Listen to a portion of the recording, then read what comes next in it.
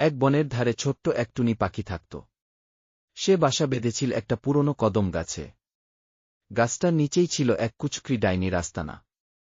ডাইনিটা সব সময় কারো না কারো ক্ষতি করার ফন্দি আঁটত। একদিন টুনি পাখি তার বাসায় 3টে ডিম রেখে খাবার খুঁজতে দূরে উড়ে গেল। যাওয়ার সময় সে আকাশের দিকে তাকিয়ে বলল, আমার বাচ্চাগুলোকে যেন কিছু না হয়। ডাইনিটা এই সুযোগের অপেক্ষাতেই ছিল। টুনি উড়ে যেতেই সে ধীরে ধীরে গাছে উঠল। চোখে লোভের ঝিলিক, মুখে বাঁকা হাসি। মুহূর্তের মধ্যেই সে ডিমগুলো গপগপ করে খেয়ে ফেলল। কিন্তু ডাইনির এই কাণ্ড চুপচাপ দেখে ফেলেছিল এক চতুর শিয়াল। ঝোপের আড়াল থেকে সব দেখল সে। শিয়াল ভাবল, এবার যদি টুনি ফিরে এসে কাঁদে, আমি কিন্তু চুপ থাকব না। টুনি ফিরে এসে বাসা খালি দেখে হাউমাউ করে কাঁদতে লাগল। ঠিক তখনই শিয়াল সামনে এসে বলল, ভয় পেও না টুনি, আমি সব দেখেছি।